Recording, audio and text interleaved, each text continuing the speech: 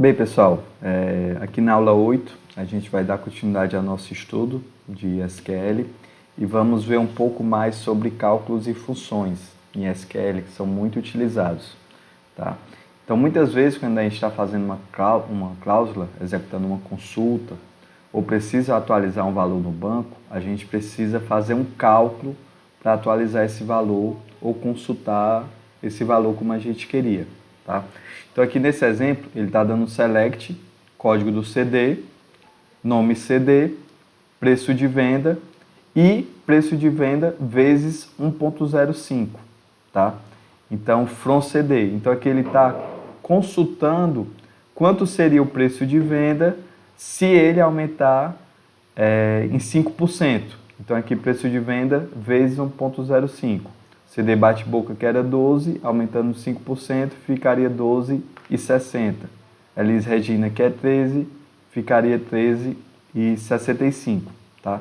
Então, aqui ele está fazendo uma projeção de um aumento de 5% nesse preço de venda.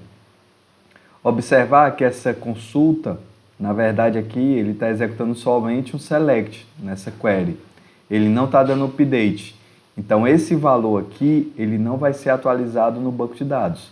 O valor que permanece no banco de dados é o valor que ele já tem. Apenas nessa consulta que ele está fazendo esse cálculo para ver aqui um valor diferente, que seria essa projeção do aumento dos CDs. Então, vou mostrar aqui como é que ficaria isso em linha de comando, tá? Vou mostrar aqui o PSQL. Lembrando que no PSQL, que é o cliente do Postgre, eu falei para vocês que a gente deveria passar o parâmetro H, que é o localhost, no caso, né? Como o parâmetro "-h" é do host. Como minha máquina é local, eu poderia botar localhost ou então 127.0.0.1. Quem já fez a disciplina de redes sabe que esse endereço 127.0.0.1 é o endereço de loopback. "-p" eu posso informar a porta 5432 e "-u" eu informo o usuário do meu banco que eu quero me conectar. Então aqui, no caso, eu acessei com o meu usuário Postgres. Tá? Vou dar um _Q para encerrar aqui meu PSQL. Todos esses parâmetros aqui, pessoal, na verdade eles são opcionais. Tá? "-h", se eu não informar, por padrão ele vai pegar o localhost ou 127.0.0.1, dá no mesmo, são endereços de loopback. "-p", por padrão a porta do Postgre é 5432, então a menos que você tenha mudado, você não precisa estar informando aqui esse "-p", e "-u", Postgres. Então, se eu tentar acessar aqui somente com PSQL, eu também vou conseguir. O que acontece é que quando eu acesso somente com PSQL, ele vai tentar conectar com o meu usuário da minha máquina Windows. Aqui. Então, meu usuário aqui, o Thiago, ele vai tentar utilizá-lo para conectar no meu banco. Sendo que no meu banco, eu não criei esse usuário. O único usuário que eu criei foi meu usuário Postgres. Depois eu poderia até criar uma role de usuário para criar esse usuário aqui. Como eu não fiz por enquanto, então não vou acessar dessa maneira. Ao invés disso, eu vou passar o "-u" e meu usuário do banco, que é o Postgres. Opa, digitei errado aqui, né? Na verdade, esse "-u", ele é maiúsculo. Esse parâmetro é maiúsculo. Ele até mostrou aqui, ó, opção ilegal "-u". Try PSQL help for more information. Então, tente PSQL help para mais informações. Então, acessando agora com Postgres, eu vou digitar minha senha e estou conectado no meu banco Postgre. Ele dá logo uma mensagem de warning aqui, ó. Ele está falando código de página do console 850 difere do código de página do Windows 1252. Caracteres de 8 bits poderão não trabalhar corretamente. Veja referência do PSQL, página, para detalhes. Notas para usuários Windows. Então, o que ele está falando é que nosso encoding aqui do nosso código, do nosso console, ele difere do encode do Windows. De fato, são encodes diferentes. Se eu der um /encode aqui, eu vou ver que o Windows, ele trabalha por padrão aqui com Win 1252. E nosso banco lá, ele é o TF8. Então, vou dar aqui um Ctrl+L para listar nossos bancos. Vou dar um Ctrl+C para entrar em gravadora, tá? E eu vou dar um Select asterisco from autor. Quando eu der esse Select asterisco from autor, eu vou observar que onde tem caractere especial, por exemplo, aqui Marcelo Bonfá, que tem o A com acento agudo, ele colocou um caractere diferente. Aqui em João Bosco, ele também aqui no A com tio, ele colocou um caractere diferente. Cláudio Tolomei, aqui o A com acento agudo, ele colocou aquele caractere diferente lá. Sérgio Natureza também colocou um caractere diferente. Por quê? Porque eu estou com encoding diferente. Quando eu criei o banco, eu criei dizendo que eu queria usar o TF8. Vou acessar aqui pelo pgadmin. Pelo pgadmin, vocês não vão ter esse problema, tá? Eu vou acessar aqui pelo pgadmin. Vou só colocar aqui uma nova janela, que ali eu tenho muita aba aberta. Às vezes fica confuso. Então, acessando aqui pelo pgadmin, ó, aqui meu banco de dados gravadora, vou entrar aqui no meu Query Tool, digitar Select asterisco from autor, com o comando F5 eu executo. Se eu observar, aqui, ó, Marcelo Bonfá, a grafia está correta, João Bosco está com a grafia correta, Cláudio Tolomei correta, João Nogueira correta, Sérgio Natureza correta, Catulo da Paixão Cearense, Zezé de Camargo. Então aqui, de fato, está com a grafia correta. Porque quando eu criei esse banco, se eu clicar aqui com o botão direito Vim Properties, eu vejo que eu defini esse banco para o TF8, tá? Que realmente é o encoding que a gente deve estar trabalhando. Quando eu vou criar aqui um banco de dados, por exemplo aqui, criar um teste, eu posso aqui em Definition, definir o encode que a gente quer utilizar. No nosso caso aqui, o ideal é utilizar o TF8, tá? Porque o TF8 ele trabalha bem com nossos caracteres especiais de acentuação. Já, obviamente, para outras regiões, como aquelas regiões arábicas, a China, Japão, que tem alguns caracteres diferentes, então provavelmente o TF8 não atende, tá? Talvez eles tenham que usar o TF16 ou mesmo outro encode, ok? Então, por padrão, sempre lembrar de quando criar um banco de dados, defini-lo como o TF8, que foi o que a gente fez, foi o que eu fiz quando eu criei esse banco, tá? Inclusive, eu corrigi aquele script de inclusão CD também para o TF8, porque ele estava com problema nos caracteres especiais também, ok? Então, aqui no pgadmin eu não tenho esse problema, tá? Eu tenho esse problema de encoding quando eu acesso pelo prompt de comando, pelo PSQL. Beleza, professor, e como é que eu resolvo esse problema? Então, vou entrar aqui no CMD, de novo no prompt, eu vou executar esse comando aqui, ó, set pg client encoding, recebe o TF8. Então, com esse comando, eu estou dizendo que meu cliente do PSQL, do meu PostgreSQL, ele vai trabalhar com TF8, aqui nesse prompt. E, por fim, eu dou um chcp 65001. Aqui ele muda a página de código ativa para 65001. E o que diabo é esse 65001? Se eu venho aqui e entrar na própria documentação da Microsoft, ó, eu vou ver que meu 65001 ele equivale ao TF8, tá? Então aqui é a documentação da própria Microsoft. Aqui ele chama de identificador de código de página, certo? A seguinte tabela define os códigos de página de identificadores disponíveis. Observação: código de página ANSI pode ser diferente em diferentes computadores, ou pode mudar para um simples computador, levando à corrupção de dados, que é aquela visualização que a gente está vendo, né?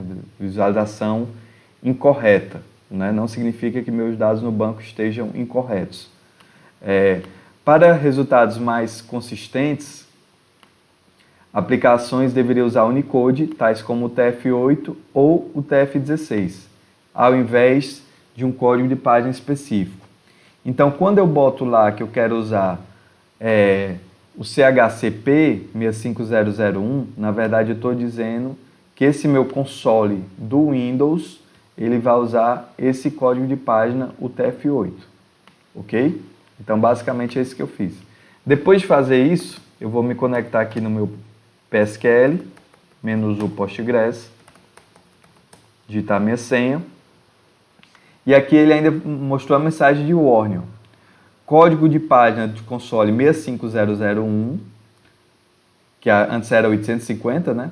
Difere do código de página do Windows, 1252.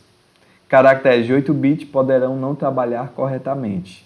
Veja referência do PSQL, página do referência do PSQL, para detalhes, na seção Notas para usuários Windows. Então, vou tentar acessar aqui meu gravadora, me conectar a ele. Vou dar aqui o Select from Autor, vou colocar aqui limite 15, tá? Esse limite aqui é uma das várias funções que a gente pode estar utilizando no SQL. Esse limite 15, ele limita o resultado da minha busca a apenas 15 registros, tá? Então, ao invés de trazer tudo, eu vou trazer somente 15 registros, os 15 primeiros. Então, aqui se olhar, o Marcelo Bonfá está com a grafia correta, João Bosco, grafia correta, Cláudio Tolomei, grafia correta. Se eu executar todos os outros, sem colocar o limite, eu vou ver que Sérgio Natureza está com a grafia correta, Zezé de Camargo correta, Catulo da Paixão correta. Tá? Então, eu não tenho mais problema com caracteres especiais, ok? E por que apareceu essa mensagem? Ó? Vamos refletir aqui. Ele está falando que o código de página do console, que é 65001, ou seja, o TF8, difere do código de página do Windows, que é o Win1252. De fato é diferente, mas aqui eu coloquei que eu queria trabalhar com o meu cliente do PostgreSQL como o TF8 e coloquei que eu quero que meu prompt do Windows seja também o TF8. Então, como os dois encodes estão iguais, que são iguais ao encode que eu criei o meu banco, então não vou ter problema com caracteres especiais, ok? Beleza, então vou só executar aquela query lá, select código CD, nome CD, preço venda vezes 1.05 from CD. Então aqui eu trouxe o código CD, o nome CD, o preço de venda, e aqui a projeção aumentando esse preço de venda em 5%. Então o que era 9 ficou 9,45, o que era 15 ficou 15,75, o que era 12 ficou 12,60 e assim sucessivamente. Observe que aqui ele colocou essa coluna com nome desconhecido, né? Preço de venda, aqui era preço de venda vezes 1.05, ele colocou column. Para resolver esse problema, eu poderia colocar um alias, chamar aqui de projeção, chamar de novo preço, tá? Então eu vou dizer que esse resultado aqui dessa coluna, eu vou exibir na coluna com o nome novo preço. Então se eu colocar aqui, ó, então agora ele ficou com novo preço, o nome dessa coluna. Mas eu ainda tenho um problema, porque quando eu trabalho com valores monetários, eu tenho 2 dígitos. Aqui eu estou com 4 dígitos, tá? Então isso aqui, mais na frente eu vou mostrar como a gente pode trabalhar, limitar o resultado com 2 dígitos, fazendo tanto o truncamento do valor ou mesmo o arredondamento desse valor, para trabalhar com 2 dígitos, ok? Então vou executar esse mesmo comando aqui no MySQL, porque a gente tem algumas nuances aqui quando a gente trabalha com functions de um banco para o outro. Então MySQL -u, root -p, vou dar aqui um show databases, vou dizer que eu quero escolher o banco de dados gravadora, é o que eu quero trabalhar, e vou executar essa query, select código CD, nome CD, preço venda vezes 1.05 from CD. Então aqui, observem que no MySQL ele não trouxe aquela coluna com o nome column, né, entre duas interrogações. Ele colocou o nome da coluna exatamente o nome que eu coloquei aqui, ó, preço de venda vezes 1.05. Mas ele teve aqui o mesmo problema de arredondamento, né? O que era para ser 2 dígitos, aqui ele também colocou em 4 dígitos, tá? Vou colocar aqui o AS novo preço, para ficar igual ao anterior, ok? Beleza, pessoal. Então, dando continuidade, a gente pode trabalhar com os operadores aritméticos no SQL, tá? Alguns bancos, como o Oracle, por exemplo, eles trazem outras funções, outros operadores, como por exemplo esse power, que calcula a exponenciação, tá? Então aqui os operadores que a gente tem, os operadores aritméticos, soma, subtração, multiplicação, que no caso é o asterisco, e a divisão. A precedência dos operadores é a mesma da matemática, ou seja, multiplicação e divisão tem precedência sobre soma e subtração. E quando eu quero mudar a precedência, eu posso colocar os parênteses ou colchetes, né? Colchetes ou até mesmo chaves. Então aqui nessa equação, ele vai executar sempre da esquerda para a direita, respeitando a prioridade entre os operadores. Então aqui ele vai primeiro executar essa operação, 15 por 5, obviamente. Esse resultado ele vai multiplicar por 3. Já nesse aqui, como eu tenho os parênteses, ele vai executar primeiro, que está entre parênteses, tá? Seguindo a ordem da esquerda para a direita, depois que ele vai executar esse resultado aqui.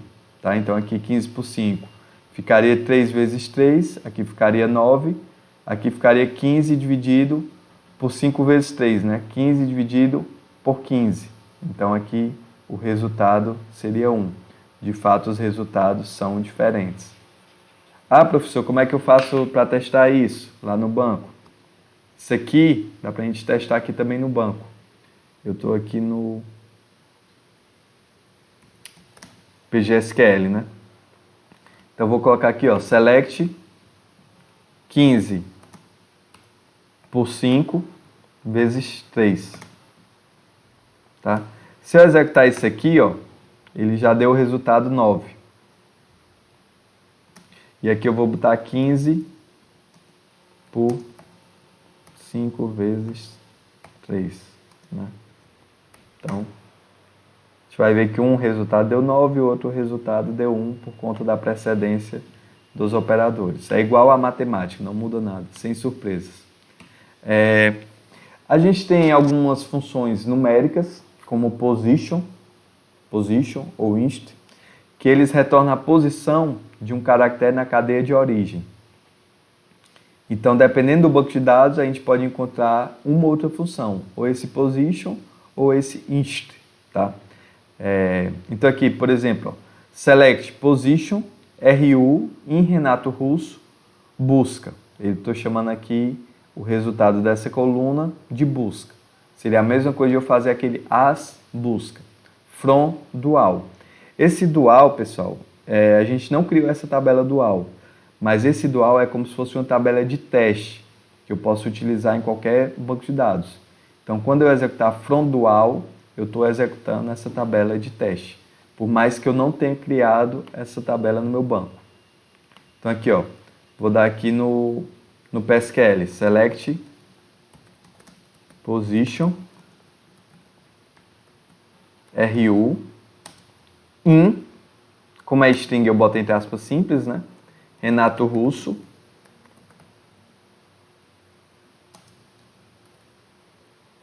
Aí aqui depois ele bota busca from dual, né? Busca from dual. Tá? O dual aqui ele está dizendo que não existe, porque o dual, na verdade, ele existe no MySQL. Tá? Então, se eu botar aqui busca, ó, ele retornou a coluna com o nome busca 8. Então, Renato Russo é o caractere de número 8, né? Aqui eu tenho 6 em Renato, 7, o oitavo caractere começa com, aqui de fato, RU. Se eu colocar lá no meu MySQL, que é esse prompt aqui, ó, executar a mesma query, select position RU in Renato Russo, aí aqui busca from dual. Aqui sim, ele tem esse banco de dados, essa tabela dual, que é para o que eu posso usar para fazer teste. Mesmo resultado, resultado 8, certo? Poderia usar também essa função inst, dependendo do banco, pode ser que seja essa, tá? No caso aqui o MySQL e o PostgreSQL ambos trabalham com position, então vou passar aqui adiante. Outra função, caractere length ou length, que retorna o número de caracteres contidos em uma cadeia, em uma string. Então aqui, ó, select caractere length, Renato Russo, as tamanho. Então vou executar aqui, ó. Vou no meu PSQL, select caractere length, Renato Russo, as tamanho.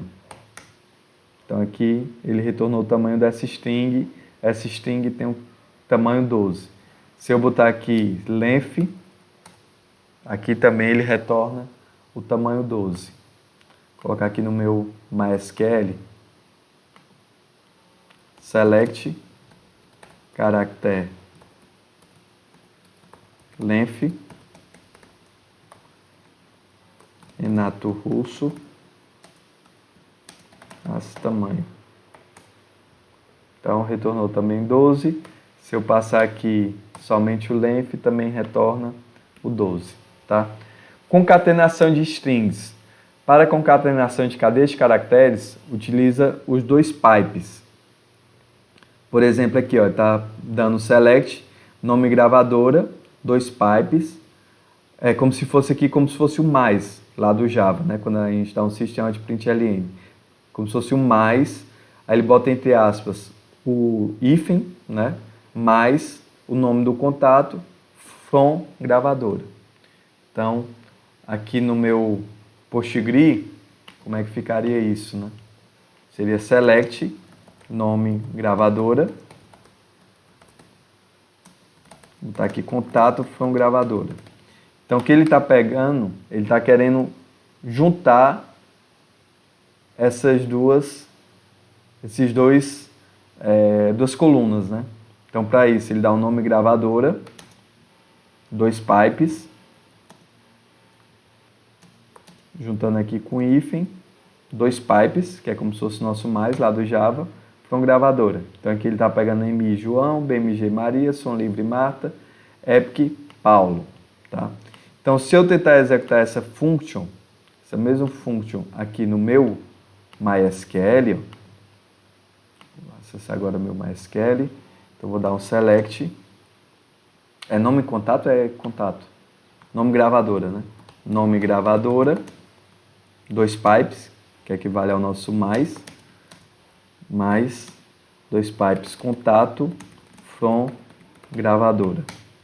Então aqui, ó, observem que ele não fez nada, aqui no caso no MySQL. Porque no MySQL eu não trabalho com concatenação usando esses dois pipes. Ó, ele simplesmente botou o nome que eu digitei aqui como nome de coluna, ele retornou aqui, from gravadora, e retornou tudo com valor 0. No MySQL eu uso essa função concat, ó, concat, nome gravadora, vírgula, o que eu quero depois, vírgula, contato, vírgula, tudo que eu quiser concatenar. Essa função aqui ela não teria limites. Então, daria um select concat, nome gravadora, vírgula, o que eu quero concatenar, vírgula, o que eu quero concatenar, from gravadora. Tá? Então, aqui sim, ele retornou o nome correto. Eu vou copiar essa função aqui, que funciona no MySQL, e eu vou tentar jogar aqui no prompt do PSQL. Tá? Então, o PSQL, na verdade, o PostgreSQL, ele aceita também essa função concat. Tá? Ele aceita as duas formas. Então, por via das dúvidas, o ideal seria aprender essa segunda forma, já que ela trabalha com ambos esses dois bancos que a gente vai estar utilizando aqui na disciplina. Tá? O upper converte todos os caracteres da string para maiúsculo. Pessoal, observar aqui, ó, que no meu MySQL, acabou passando batido, eu ainda exibi aqui caracteres com problema de encode. Por quê? Porque aqui eu executei aquele primeiro inclusão CD, que não estava em UTF-8. Tá? Quando eu criei o banco do PostgreSQL, eu já criei corrigindo aquele script. Coloquei ele em UTF-8. Ok? Eu vou disponibilizar esse script hoje. Então, por conta disso, no meu MySQL eu estou com esses problemas ainda de encode. Então, eu teria que apagar minha base de dados, recriar utilizando esse novo encode. Ok? Então, outra função muito utilizada é o upper e o lower. O upper, ele converte todos os caracteres para maiúsculo, tudo caixa alta. E lower converte todos os caracteres de uma determinada string para minúsculo, tudo caixa baixa. Então aqui, ó, select asterisco from autor, where nome autor, like Roberto, percentual, né? Então começa com Roberto e termina com qualquer coisa. Então aqui eu não tenho nenhum nome de autor com esse cara. Se eu botar aqui Roberto, eu vejo que eu tenho Roberto Mendes e Roberto Carlos. Aí aqui, pessoal, tem uma diferença novamente entre os dois bancos. No Postgre, ele diferencia minha string de busca se é caixa alta ou capitalizado, como está aqui, né? Só a primeira letra maiúscula, ou tudo caixa baixa. Se eu não quiser fazer essa diferenciação, eu posso fazer dessa forma. Eu posso usar a função ilike. Então, ilike, aí sim, eu estou dizendo que eu quero fazer essa pesquisa por Roberto. Tanto faz se esses caracteres vão estar caixa alta ou caixa baixa. Tá? Então, aqui no caso, eu uso o ilike. Se eu pegar essa string e executar lá no meu MySQL, eu vou ver que o MySQL não faz diferenciação. Eu estou pesquisando tudo caixa alta, mas ele retornou aqui mesmo sendo caixa baixa. Tá? Então, sempre tem uma nuance de um banco de dados para outro. Tá? Então, aqui, ó, eu apenas retornei essa pesquisa aqui no meu PSQL. Select nome autor, like Roberto. Eu não achei o nome com Roberto tudo maiúsculo. Então, ao invés de usar o ilike, eu poderia também fazer um upper aqui. Eu boto upper, nome do autor, like Roberto. O que é que eu estou fazendo aqui? Ó? Eu estou dizendo select asterisco from autor, where, estou pegando o nome do autor, estou jogando todo para a caixa alta. Lembrando que isso é só uma consulta, é um select. Eu não estou alterando no banco. Então, estou colocando tudo para a caixa alta, nome do autor, e eu estou comparando com Roberto em caixa alta. Tá? Então, por isso que ele trouxe esses dois resultados. Obviamente, se ao invés de upper eu colocar lower aqui, eu não vou retornar nada. Então, teria que colocar Roberto todo em caixa baixa para que eu tivesse o resultado. Porque de maneira análoga, ele vai pegar aqui o nome do autor, vai jogar tudo em caixa baixa e vai comparar esse nome autor em caixa baixa com essa string Roberto que começa em caixa baixa, percentual. Então, por isso que eu retornei o resultado. Ok? Então, o upper e o lower, ele é muito utilizado para isso. Tá? Inclusive aqui, se eu quisesse, eu poderia botar o código do autor. Lower, eu quero exibir o nome do autor em caixa baixa. Então, aqui ele exibiu tudo minúsculo. Ok? Bem simples, né? Mas essas duas funções são muito utilizadas, principalmente para string de busca. funções em páginas web, que eu faço busca, e eu quero pegar tudo independente de ser caixa alta ou caixa baixa. Então, das duas uma, ou eu utilizo a função ilike, aqui no PostGrid, como eu mostrei, ou então jogo tudo para maiúsculo, o que tem no meu banco e minha string de busca, ou então tudo para minúsculo, o que tem no meu banco e o que tem na minha string de busca, para que eu consiga de fato casar os resultados da minha pesquisa.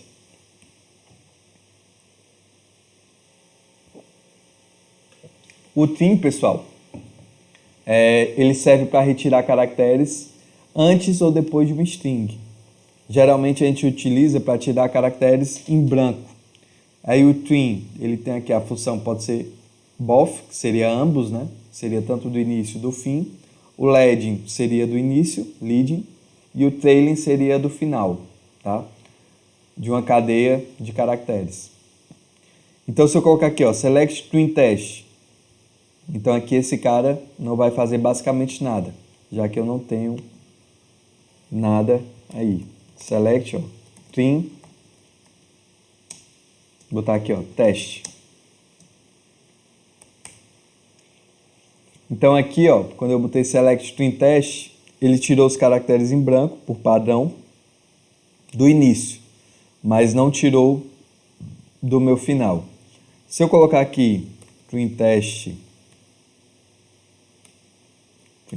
aqui, ele não fez nada.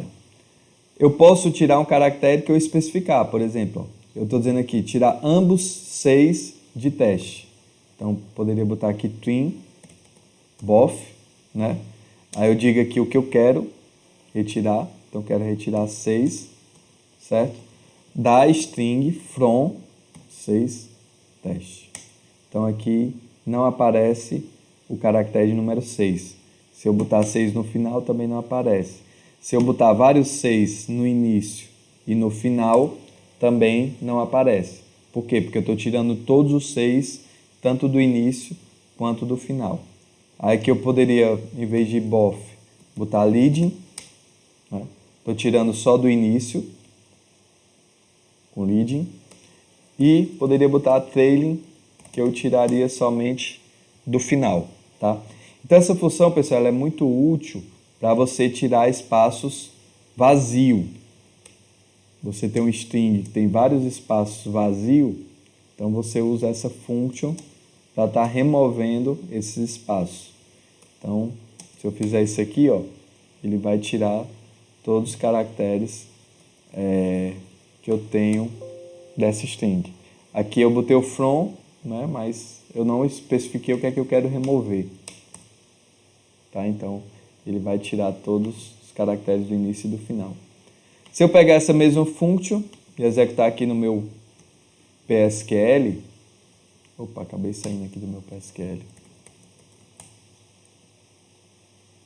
Não conta barra C gravadora. Então, select trim teste. Tá? Então ele retorna só a função teste. Tá? Então, se eu tiver aqui tudo 6, isso aqui, pessoal, o pessoal utiliza muito, principalmente quando vai preencher formulário web.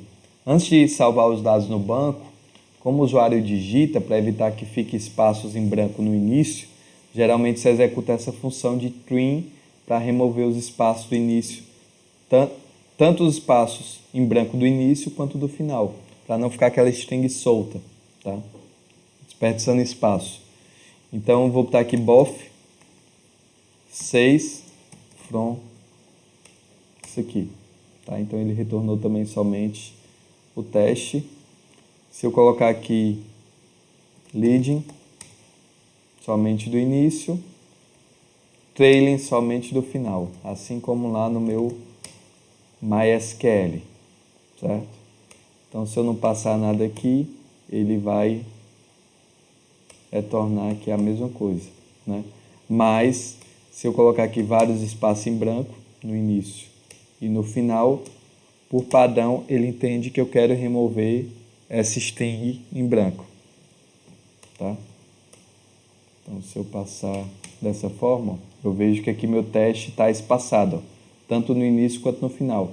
Então, quando eu uso o trim em uma string, caso eu não especifique o que eu quero remover, por padrão, ele vai remover os espaços em branco. Ok? Então, é uma função que também é muito útil. O substring, ele retorna uma parte de uma cadeia de caracteres, por isso que o nome é substring, ele vai retornar uma parte de uma cadeia de caracteres. Aqui, por exemplo, ó, select substring, nome autor, de 1 para 3, de autor. Tá? Então, select substring, ele pega o que? O nome do autor, né? Substring, nome autor, de 1 para 3, né? From 1 for 3. From 1 for 3. From autor. Então aqui ele pegou somente os 3 primeiros caracteres, tá? Vou pegar essa mesma function e executar aqui no meu MySQL, né? Estava lá no meu PGSQL. Então pronto, então retornou também com sucesso, somente os 3 primeiros caracteres, ok? Aí essa função tem algumas variações. Eu posso dar um select substring, nome autor, a partir do segundo caractere. Então, como eu não estou definindo for, não estou definindo limite, vai até o final. Posso passar os meus limites entre vírgulas, em vez de usar o from e o for, nome autor, partindo do primeiro caractere até o terceiro caractere, tá? E aqui a mesma coisa, só que partindo a partir do segundo caractere, ok?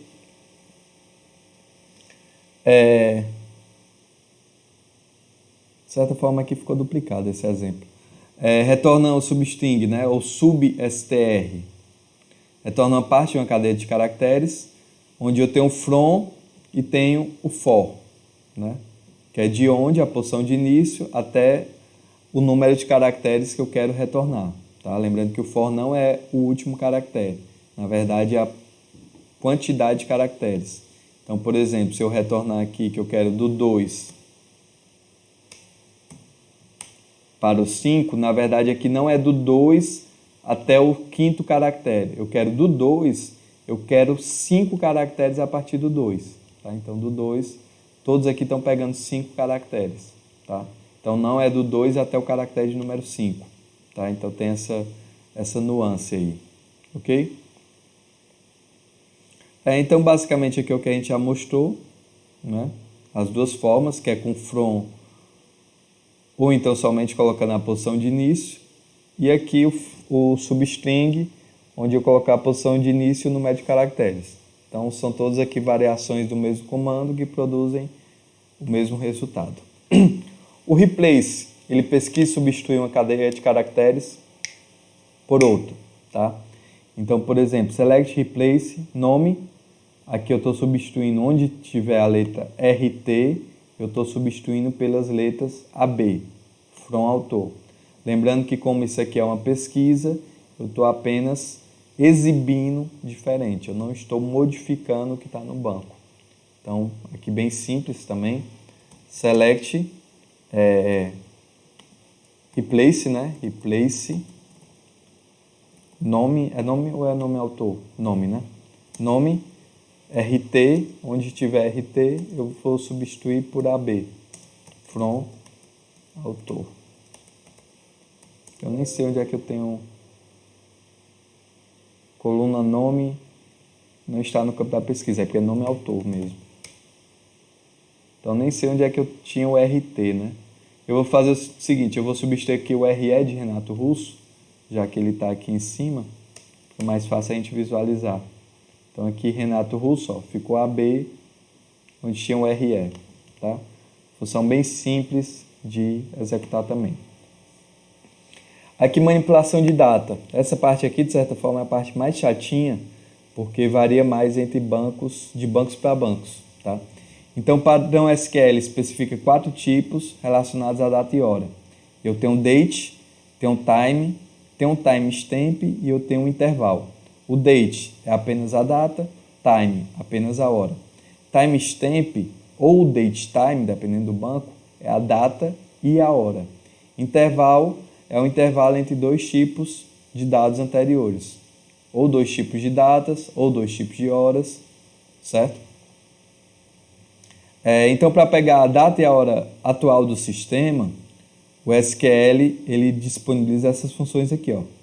Current date, current time ou current timestamp, tá? Então, se eu vir aqui, ó, no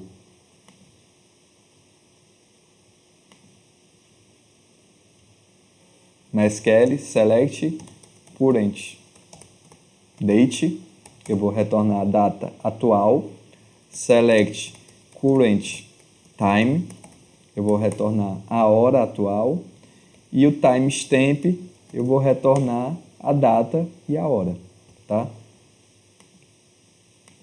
No meu PostgreSQL, eu posso executar aqui, select current time. Ó, aqui ele mostra a data, a hora até com uma precisão de milissegundos, ó, ok? E o menos 03 aqui provavelmente é o TC, né? Que é o fuso horário, tá? O 3 aqui é o nosso fuso horário, menos 3. Current date, tá? E o current timestamp, ok? No PostgreSQL eu também tem essa função aqui, now, que retorna, na verdade, a mesma coisa, ó. Mesma coisa do current timestamp, ok? Então, essa manipulação de datas. Para saber os CDs lançados no dia de hoje, por exemplo, eu poderia dar um select asterisco from CD, where DT lançamento recebe current date, tá? Onde a data de lançamento seja a data atual. Se eu tenho um sistema de mercadinho, eu quero saber o que foi vendido hoje, select asterisco from vendas, supondo que seja a tabela vendas, where DT venda igual a current date, tá? Então, bem simples isso aí. Operações aritméticas com datas. Então, as datas, data e hora, elas são compostas por esses atributos aqui. A parte do year, do ano, month, mês, day, dia, hour, minute e second, certo? Onde seria hora, minuto e segundo. Então, nessa tabela, a gente tem as operações com data. Então, se eu pegar um date time e fizer menos um outro date time, ou seja, eu estou pegando uma data e hora, diminuindo de uma data e hora. Qual vai ser meu resultado? Aqui vai ser um resultado do tipo intervalo. Por quê? Porque eu não vou ter uma data e hora. Se eu pegar, por exemplo, hoje, às 13 horas, e fizer hoje menos às 11h30, eu vou pegar esse intervalo de tempo, onde eu vou ter aqui, no caso, minutos, hora, minuto e segundo de intervalo. Certo? Se eu pegar um date time e somar ou subtrair com o intervalo, aqui o resultado já vai ser diferente. Vai ser um date time. Então, por exemplo, se eu pegar o dia de hoje, às 12h20, e somar mais 24 horas. Então, vou estar pegando o dia de amanhã, que é um date time, às 12h20. Tá? Então, meu resultado ele é um date time. Se eu somar dois intervalos de tempo, ou subtrair, por exemplo, um intervalo de 30 segundos mais 30 segundos. Então, vou ter o quê? Um intervalo de 1 minuto. Mas ainda é um intervalo, eu não tenho uma data. O intervalo multiplicando por um número, ou subtraindo, também eu vou ter um intervalo. Então, a única situação aqui onde eu vou ter um date time é quando eu trabalho com date time e o intervalo, que eu posso somar um tempo ou subtrair um tempo em uma determinada data, tá? Nem mesmo quando eu trabalho com dois date times, eu vou ter um date time, porque aqui eu vou ter um intervalo de tempo, uma lacuna entre esses dois date times, tá? Então, para manipular a data, quando a gente escreve uma expressão que inclua o intervalo, a gente tem que especificar o tipo de intervalo de resposta. Se a gente quer em ano, mês ou dia, tá? Se a gente estiver trabalhando com um intervalo. Pode-se até indicar o período no tempo. Por exemplo, convertendo de ano para mês ou de dia para segundo. Então, eu consigo fazer essas conversões. Tá? Quando se quer utilizar um intervalo, deve-se colocar a palavra intervalo, seguindo do intervalo, entre aspas simples, e o tipo de intervalo. Então, aqui, por exemplo, ó, select current date menos data de lançamento from CD. Então, como eu estou pegando uma data, um date, tá? E estou subtraindo de um outro date, então eu vou ter um intervalo entre essas duas datas, que pode ser anos, meses, dias, enfim. Então, vou executar aqui essa query, tá? Então, select current date menos data lançamento, né? Data lançamento from CD, acho que era CD. Então, pronto, ele me retornou aqui, ó. 10.564, 8.007, 7.734, 11.447. Eu imagino que isso aqui seja dias, tá? Eu imagino que seja dias. Na verdade, essa diferença é em dias. Tá? Select data de lançamento mais 7 from CD, ó. Então, vamos fazer isso aqui, ó. Select, eu vou botar a data de lançamento primeiro, para eu ver a data de lançamento original. Data de lançamento mais 7 from CD. Então, o que é que acontece? Estou somando 7 dias, por exemplo, aqui a data de lançamento 1/10 de 1991 ficou 8/10 de 1991. Tá? 1/10 de 1998 ficou 8/10 de 1998. Tá? Eu vou fazer o seguinte, como todos aqui têm o dia de lançamento, o dia 1º, eu vou somar aqui mais 45 dias. Tá? Aqui no PostgreSQL, quando eu faço isso, ó, data de lançamento mais 45 from CD, ele fez o quê? Ele fez a virada de meses, né? Então, o que era lançado no dia 10/1 ficou no dia 15/11, certo? Então, ele virou para o mês seguinte. O que era 10/1 ficou 15/11, o que era 7/1 ficou 15/8, o que era mês 5 ficou 15, o que era mês 11, ó, como o mês 11 ele é um mês que tem 30 dias, ele ficou, na verdade, dia 16/12. Então, no Postgre, ele já faz isso levando em consideração se o mês tem 30 ou 31 dias. Eu vou pegar essa mesma query e vou executar no MySQL. Tá? No MySQL, ó, observem que aqui ele botou, ó, 10/1, quando eu somei 45, ele ficou 46/10, ó, de 1998. Então, o MySQL ele não faz essa virada de mês. Ó. No mês 11/1, ele ficou 46/11 de 1991. Tá? Então, ele não vira o mês. Aí, como é que eu faço para virar o mês? Eu tenho que dizer que eu quero a data de lançamento mais um intervalo, onde eu digo aqui o número e eu digo a unidade que eu quero. Eu quero acrescentar 7 dias. Eu quero acrescentar 7 meses. Então, botaria 7 month, né? Enfim. Então, aqui no MySQL, eu vou voltar lá para o MySQL, que é onde exibiu errado, né? Eu vou fazer o quê? Só diminuir aqui essa janela. Vou dar o select, data lançamento, mais intervalo. Aí eu boto aqui que eu quero aumentar 45 dias, day from CD. Aí aqui sim ele virou para o... Vou botar a data de lançamento original também. Aí aqui sim, ó, ele virou para o mês seguinte. Ó. Ficou igual lá no Postgres. 15/11, onde era 1/10. 16/12, onde era 11/1. Como esse mês 11 tem 30 dias, ele fez aqui a virada do mês corretamente. Ok? Uma outra função para trabalhar com datas é o extract. O extract ele extrai e retorna apenas um campo do tipo de data. Por exemplo, eu posso querer saber apenas o dia, o mês, ou o ano, ou a hora, minuto e segundo. Então aqui extract month, ele vai retornar somente o mês dessa data aqui. Extract year vai retornar somente o ano. Extract day vai retornar apenas o dia. Então vou dar aqui um select extract day from date. Eu estou passando aqui uma data, ó, string, mas eu estou especificando que isso aqui é do tipo data, tá? 10/30.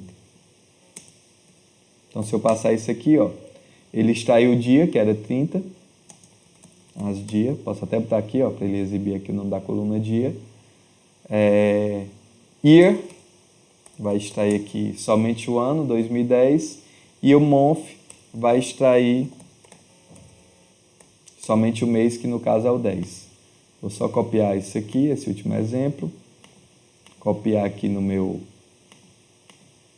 PGSQL, para ver que, na verdade, isso aqui vai retornar a mesma coisa, né? Essas duas funções trabalhando da mesma forma nos dois bancos, ok?